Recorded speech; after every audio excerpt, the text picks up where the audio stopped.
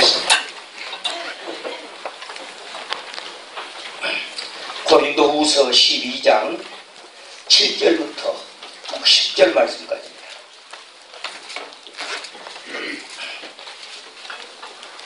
고린도후서 12장 7절에서 10절까지입니다.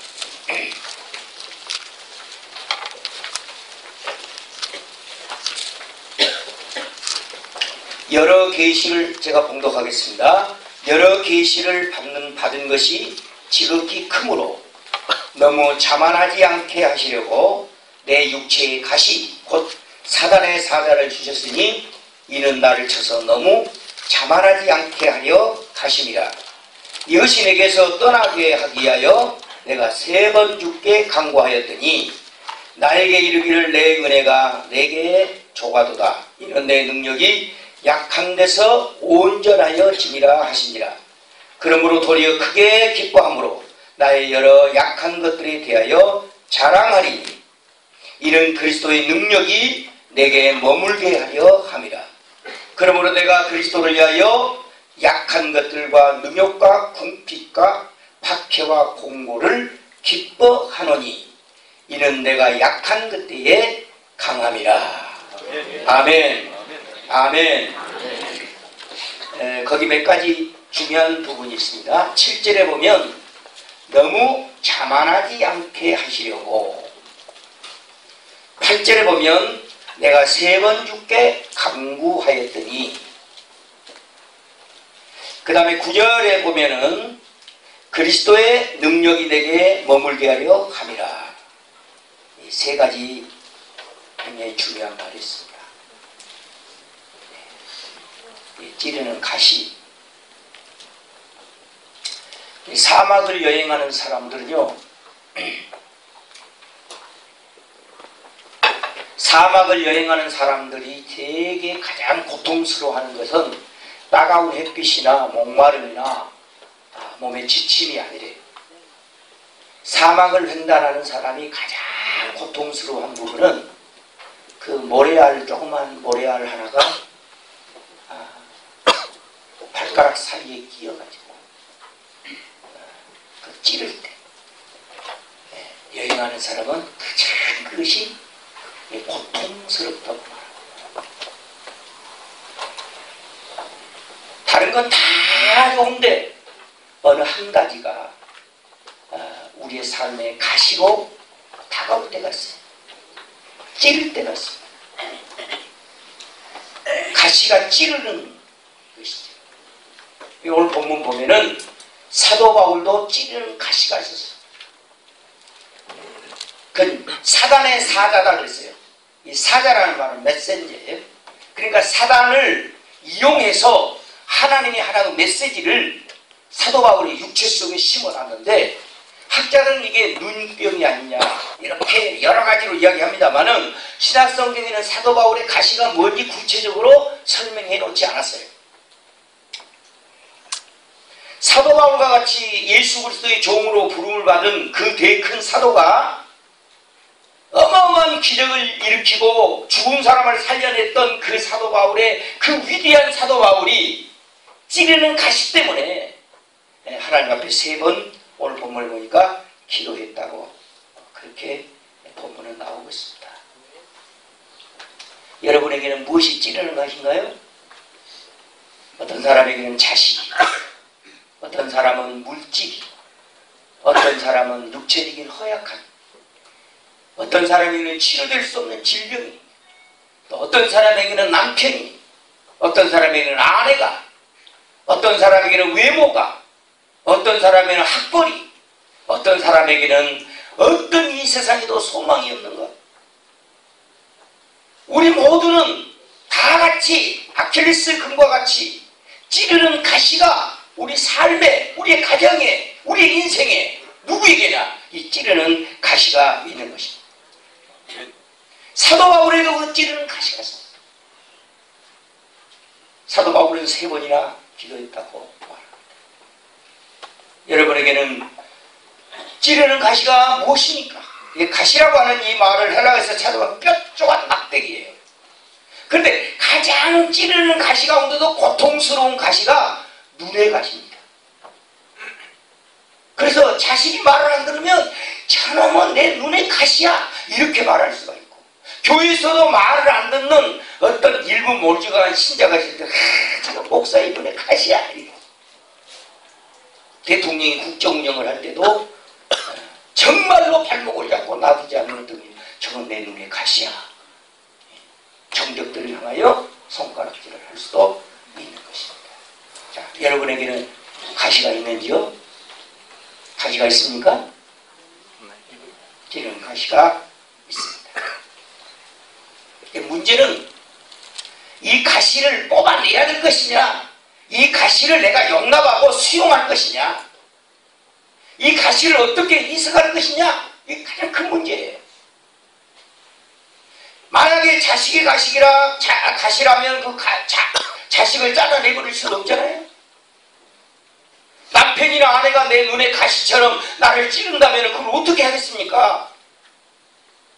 해결할 수 없는 것이 있어요. 도저히 현대의학으로 치료될 수 없는 불치병을 내가 알고 있다면 그걸 어떻게 해야 될 겁니까?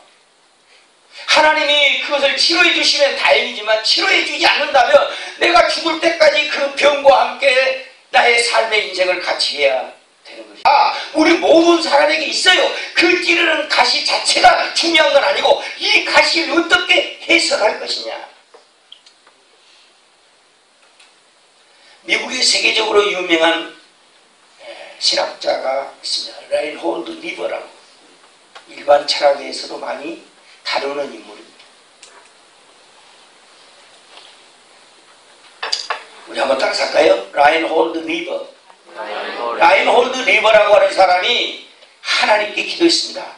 하나님이여, 제게 내가 변화시킬 수 없는 것들을 받아들일 수 있는 믿음의 용기를 주시고, 제가 할 수 있는 것은 변화시킬 수 있는 용기를 주옵소서. 그리고 이 둘의 차이를 헤아릴 수 있는 지혜를 주십시오. 정말로 신학자다운 지혜로운 기도를 했습니다.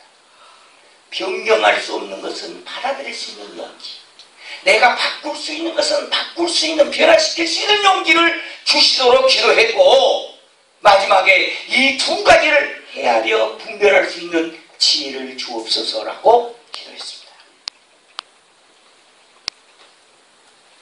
해석이 중요합니다. 나에게도 가시가 있고 여러분에게도 가시가 있습니다. 찌를 때마다 우리에게는 그것이 스트레스입니다.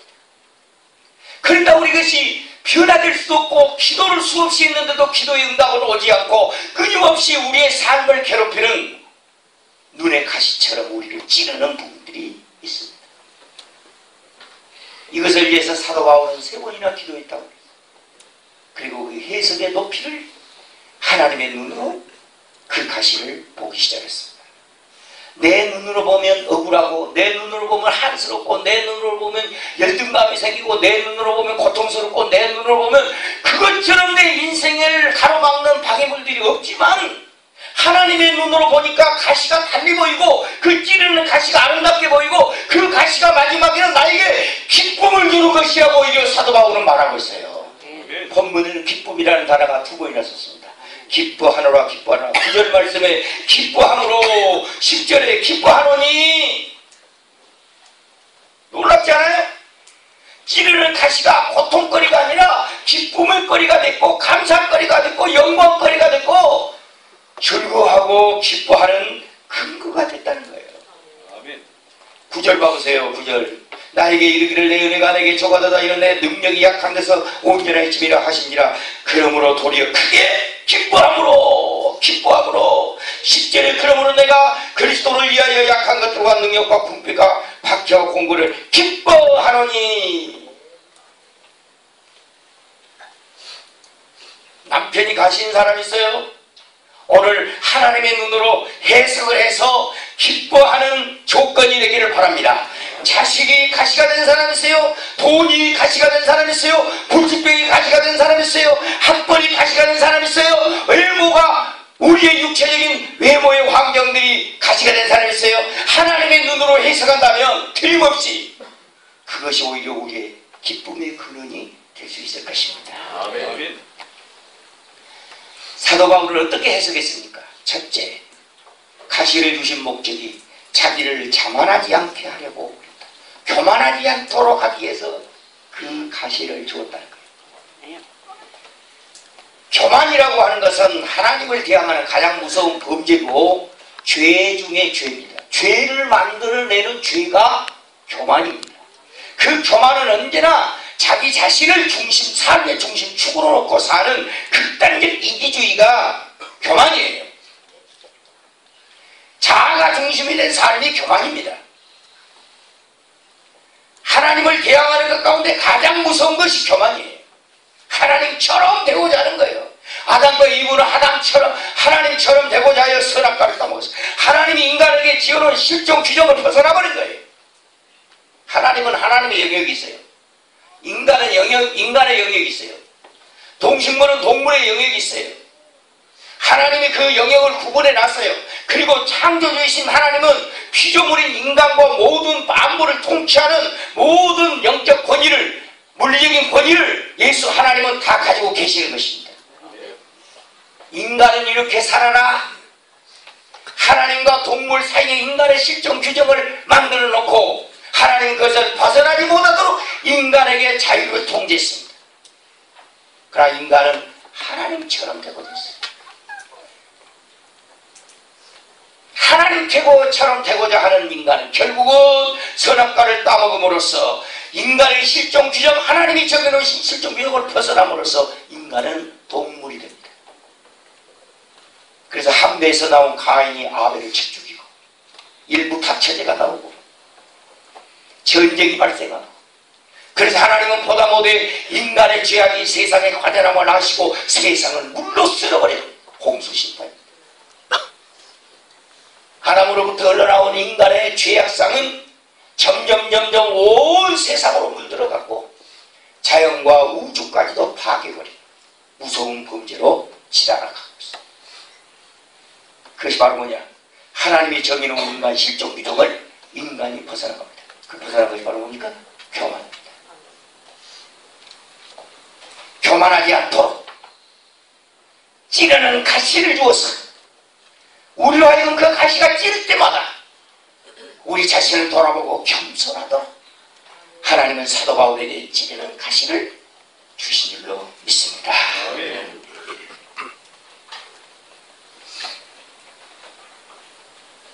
그래서 사도 바울을 한번 생각해 보면요,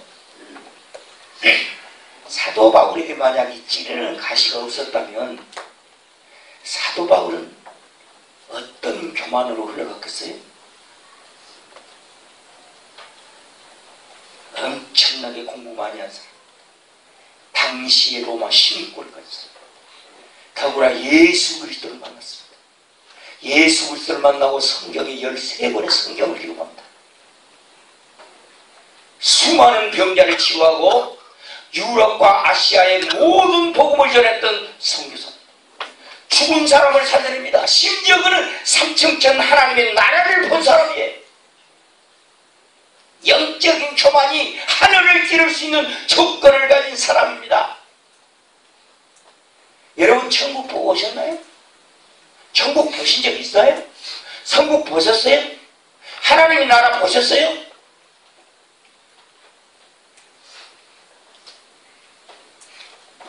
죽은 사람을 살려보셨나요? 병든 사람 기도해서 치료해보셨나요? 기적을 경험해보셨나요? 하늘이 확 열리면서 하나님의 나라가 찬란한 영광으로 사람의 말로 감히 표현할 수 없는 하나님의 나라를 보신 적 있나요? 사도 바울은 다 경험했어요. 교만할 수 있어요. 여러분들 예수님의 이야기는 복음서에 기록되어 있습니다. 그것도 마태, 마가, 누가, 요한 네 사람이 기록을 했어요. 예수님의 이야기는 아주 짧아요. 그러나 신약성경 27권 가운데 13권을 사도 바울이 썼고 그의 제자 누가복음과 사도행전을 써서 누가행전을 썼는데 52장입니다. 사도 바울과 자기의 제자 누가가 쓴 서신만 해도 신약성경의 3분의 2가 거의 80%가 넘어갈 정도로 분량이 넓어요.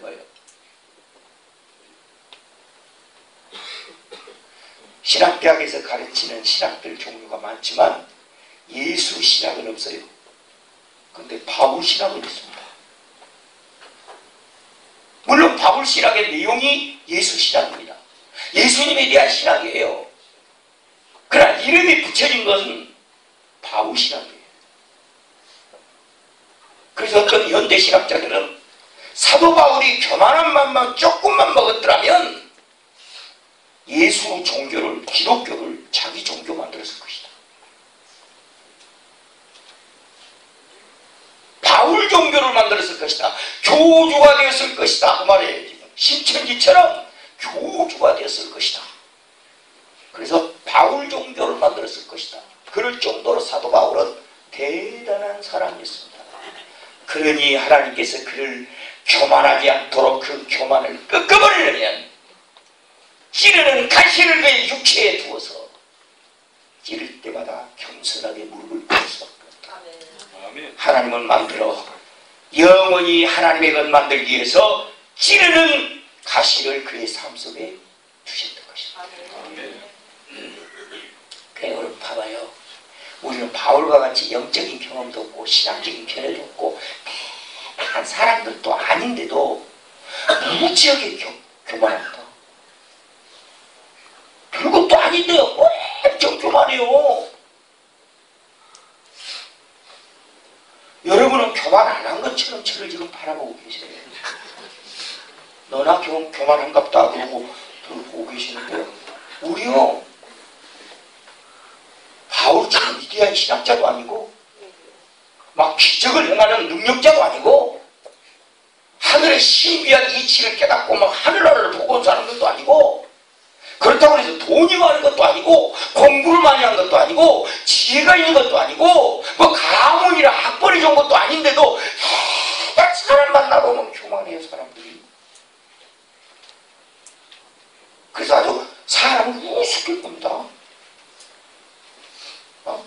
장기를 뒤다가 초를 딱 눈에다 대고 야, 세상이 촐로 보이네 그런다고 그러지?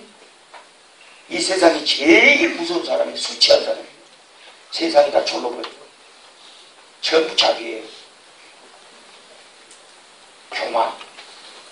교만을 꺾을 수 있는 방법은, 교만을 꺾어버릴 수 있는 방법은 찌르는 가시를 우리 육체 속에 주심으로 언제나 가시가 찔 때마다 무릎 꿇게 만들고 항복하게 만들고 그리스도 앞에 항복 선언을 해서 그리스도의 사람이 되게 하고자 한 것입니다.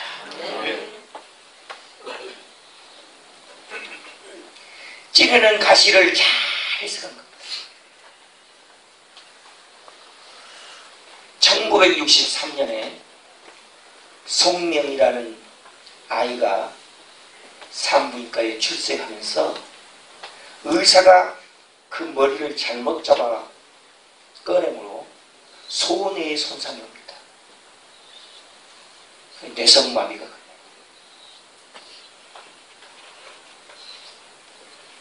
출생할 때 의사의 실수로 뇌성마비가 걸린 송명. 자기 아버지는 허약 체질에다가 알코올 중독이다. 그 뇌성마비 걸려서 뇌성마비로 살아갈 수 없는 이 어린아이에게 젖을 먹일 수가 없는 엄마가 그 밥물을 먹이면서 이 아이를 키웠어요. 전신을 움직일 수 없는 뇌성마비가 점점 여자아이가 커나가면서 부모를 원망하죠. 의사를 원망하죠. 좀 더 커갖고 자아의 눈을 뜨기 시작하니까 하나님에 대해서 원망합니다. 자기 어머니가 그렇지 않았는데 소없는 안수하는 곳에 데리고 다녔어요. 그래서 유명하고 능력 있는 목사에게 가서 안수를 받는데 안 났어요. 그게 안수한다고 나을 겁니까? 안 나요. 수년간을 괴롭혔죠. 의사들에게 괴로움을 당했고 치료 불가능하니까요. 송명이의 감정을 읽어보면 그는 강단 밑에 와갖고 전신이 움직일 수 없는데 강단 밑으로 끼어들어가면서 강단을 향하여 막 몸부림쳐가면서 하나님 나를 이 꼴로 만들어 놓으셨으면 뭔가 나에게 오셔서 대답을 주셔야 되지 않겠습니까? 이렇게 만들어버리고 나를 이렇게 방치해버리면 어떻게 합니까? 하나님 나오십시오. 나아집시다. 강단 밑에서 왜 나를 이렇게 만들어놓고 하나님은 이렇게 나에 대해서 방치하십니까? 울부짖고 울고 울부짖고 울고 기도하고 울부짖고 기도 뭐 대체되는 거예요. 계속.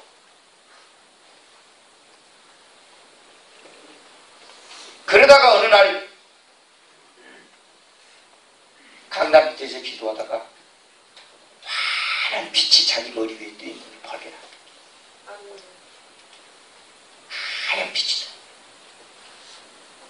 몇 번 자살을 시도했죠. 죽겠다. 하얀 빛이 나타나면서 너는 하나님을 믿어라. 그래야 너는 산다. 이 음성을 들어요. 그리고는 1979년 10월 어느 날 이런 예배 때 하나님의 은혜를 경험하게 됩니다.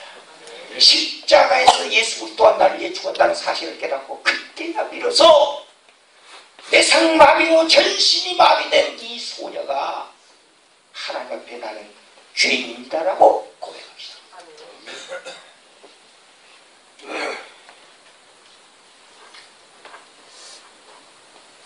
우리같이 건강한 사람은 하나님 앞에 가서 나는 죄인입니다라고 말할 수 있지만 이 땅에 태어나면서 치명적인 내 손상을 받아갖고 이 땅에 태어난 그 소녀가 하나님 앞에 가서 어떻게 내가 죄인이다라고 말할 수 있겠어요?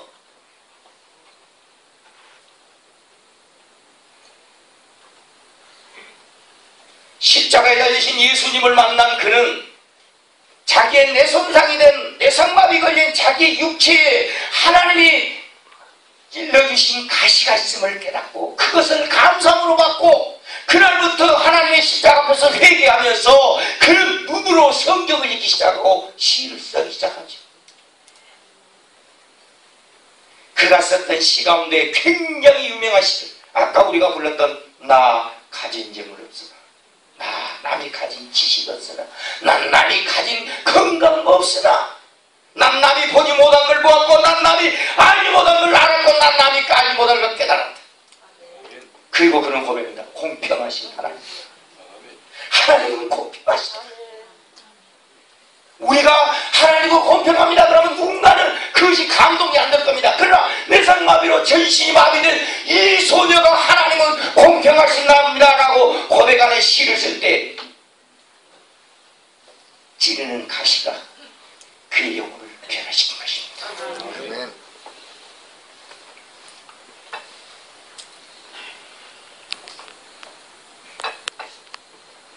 쓴 잔이라는 곡을 쓰죠. 주님의 쓴 잔을 맛보지 않으면 주님의 괴로움 알 수 없다. 주님의 십자가 쳐보지 않으면 어떻게 주님의 고통을 알 수 있겠는가. 쓴 잔이라는 찬양도 송명과 제시.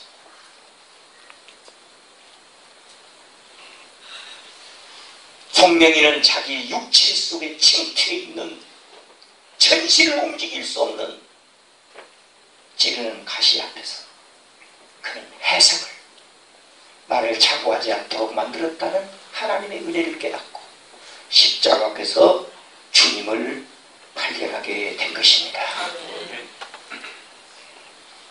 그리고 그는 기도를 통해서 하나님의 은혜를 깨달았습니다. 육체의 가시는 8절에 보니까 우리를 기도하게 만듭니다.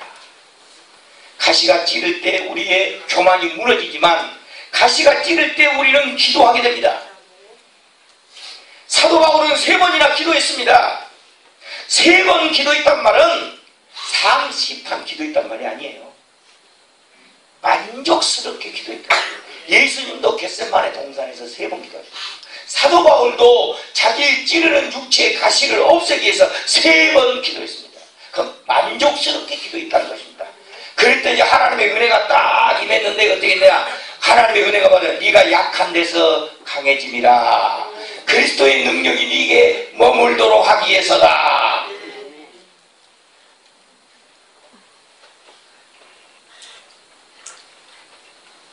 자, 논리를 봅시다. 내 육체에 찌르는 가시가 있습니다. 찌르는 가시 때문에 내 교만이 깨어지고, 교만이 깨어졌더니 내가 하나님 앞에 나아가게 됐고, 하나님 앞에 나아가서 내 찌르는 가시 때문에 하나님께 3번 기도하게 됐고, 그 기도한 것 때문에 하나님 예수 그리스도의 능력이 내게 머물게 했다. 논리성 있지.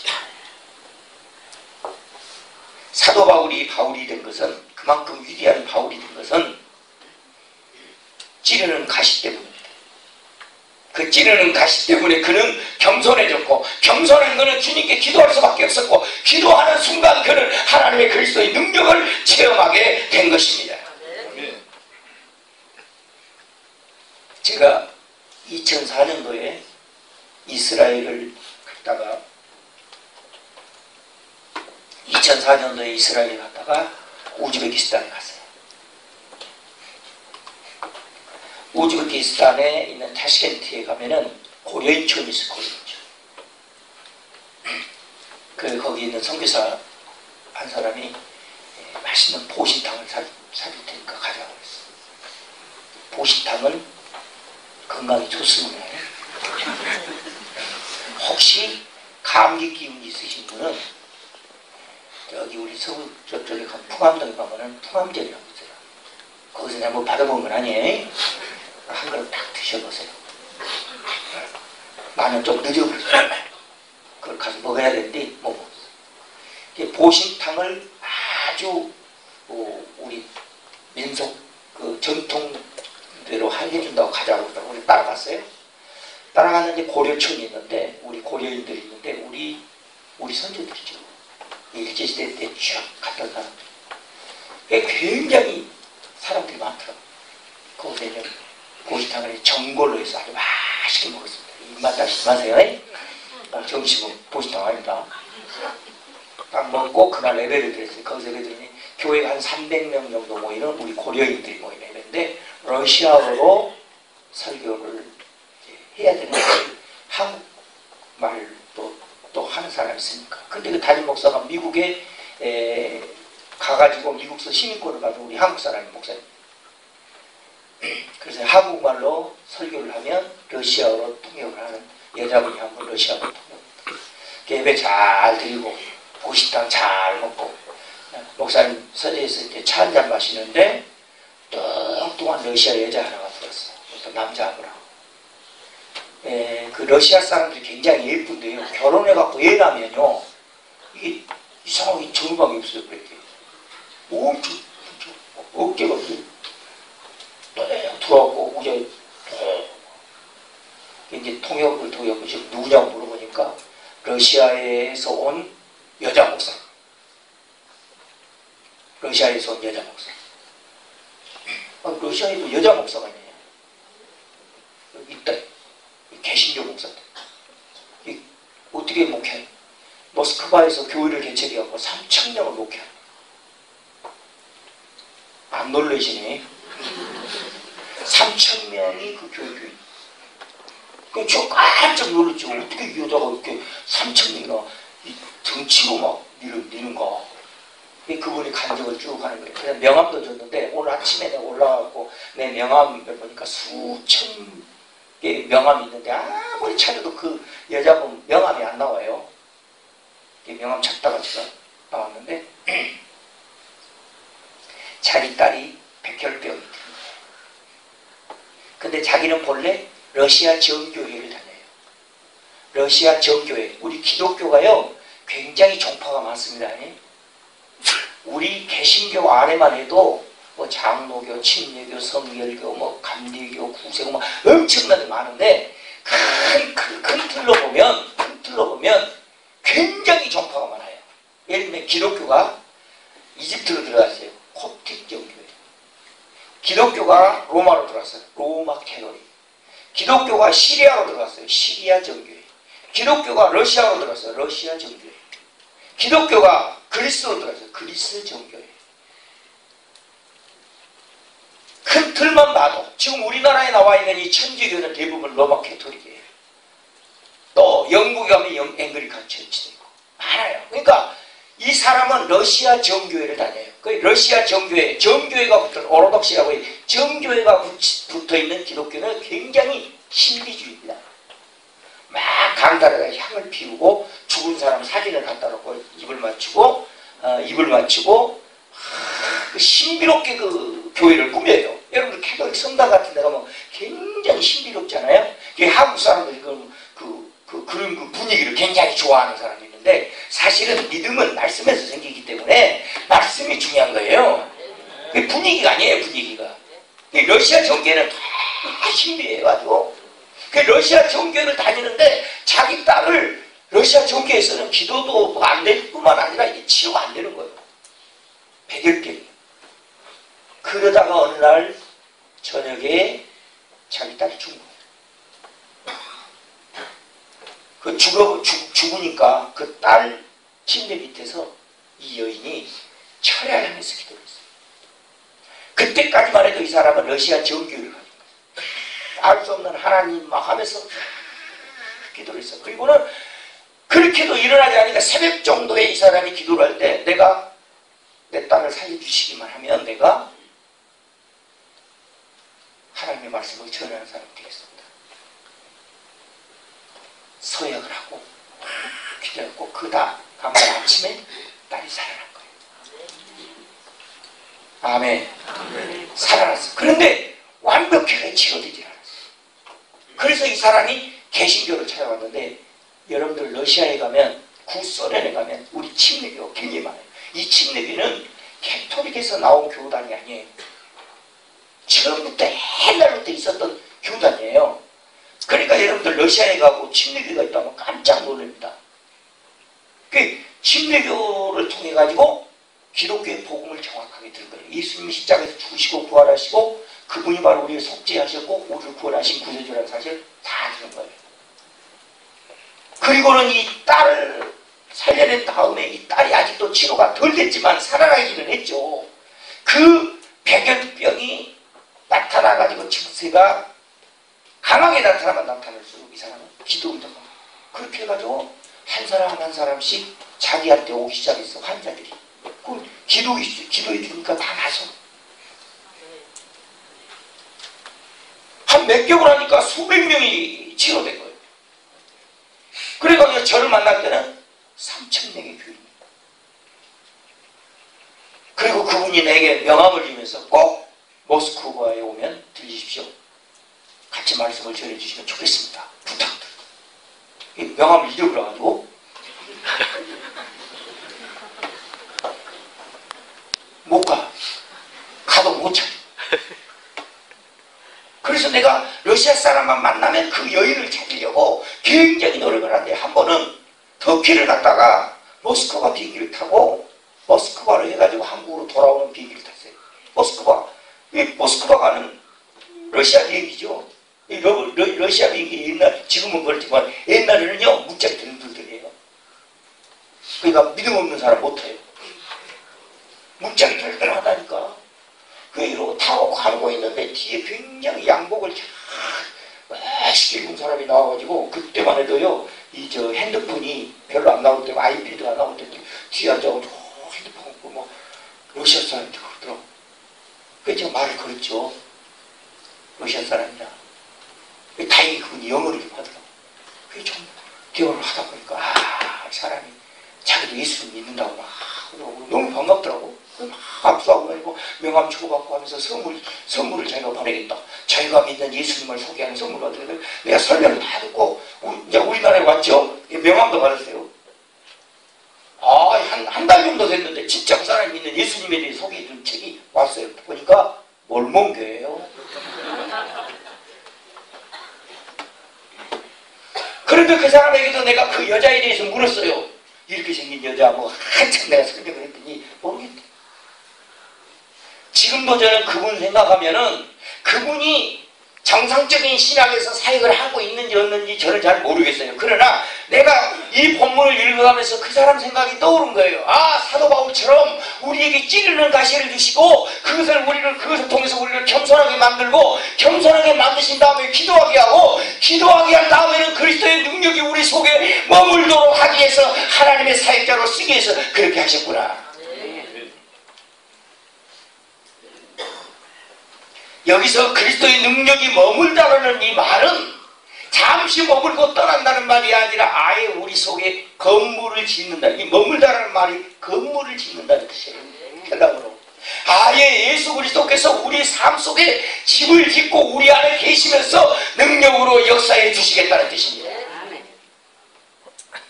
가시가 찌를 때마다 여러분들 하나님 앞에 믿음으로 기도하고 겸손하게 낮아져서 기뻐하고 감사하는 해석자들이 되기를 주의 이름으로 축원합니다. 송맹이는 마지막에 이런 시를 썼어요. 마지막으로 우리라는 시를 썼습니다. 송맹이가. 우리는 슬프지 않습니다. 우리는 하나님을 믿으니까요. 우리는 낙심하지 않습니다. 우리에겐 하나님이 계시니까요. 우리는 넘어지지 않습니다. 7번 넘어질지라도 우리 하나님이 8번 일으켜 주시기 때문에 우리는 넘어진 것이 아닙니다.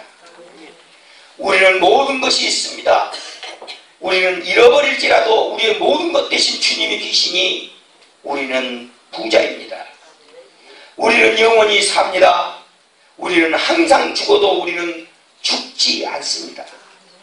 우리는 불안하지 않습니다. 평강의 주님 우리 가운데 계시니 우리는 두려움이나 무서울 것이 없습니다. 우리는 기쁨이 충만합니다. 모든 것 선하게 이루시는 하나님이 늘 우리와 함께 계시니. 송명이가 우리라는 시를 썼습니다. 기도합시다.